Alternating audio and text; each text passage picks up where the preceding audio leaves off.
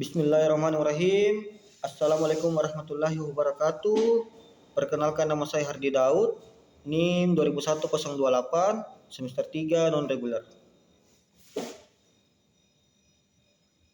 1. Kemiskinan yang diakibatkan globalisasi. Globalisasi merupakan kondisi yang menciptakan suatu keniscayaan bagi negara-negara. Kekuatannya tidak bisa ditandingi oleh sistem regulasi yang tertutup. Globalisasi juga bisa membuat negara tersebut maju, dan globalisasi juga bisa membuat negara tersebut menjadi miskin. Logical framework of globalisasi adalah bagaimana dunia ini merupakan dunia tanpa batas, sehingga globalisasi menciptakan keterbukaan terutama perdagangan internasional. Sehingga globalisasi diklaim oleh pencinta globalisasi sebagai formula untuk bisa memajukan negara miskin, berkembang, dan menjadi maju. Globalisasi merupakan kunci dari pembangunan. Globalisasi secara umum didasarkan pada mekanisme pasar global, sehingga mekanisme itu dirangsang oleh perkembangan teknologi sehingga mendorong transformasi ekonomi, sehingga akan mengurangi kemiskinan. Kemiskinan dan globalisasi memang sudah lama menjadi bahan perdebatan, bukan hanya di kalangan ekonomi dalam negeri, tapi juga dunia.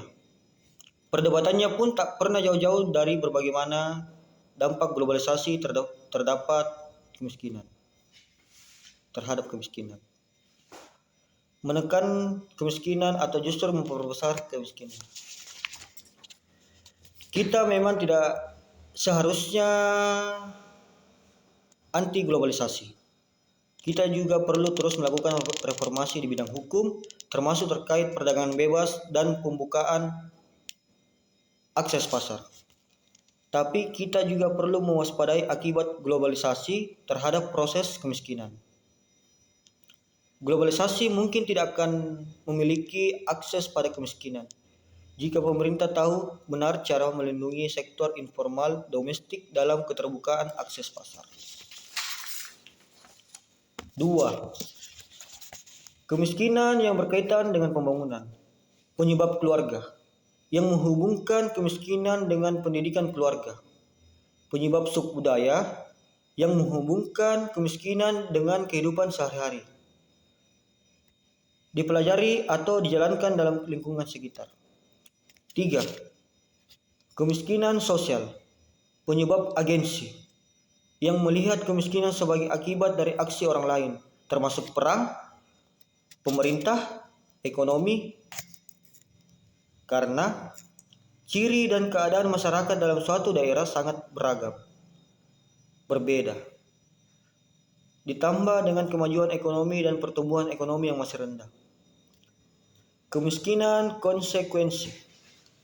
Penyebab struktural yang memberikan alasan bahwa kemiskinan merupakan hasil dari struktur sosial dan kebijakan pemerintah. Kebijakan dalam negeri seringkali dipengaruhi oleh kebijakan luar negeri atau internasional, antara lain dari segi pendanaan. Dan yang paling penting adalah ketidakmerataannya distribusi pendapatan yang dilaksanakan oleh pemerintah dengan menggunakan perspektif yang luas. Terima kasih.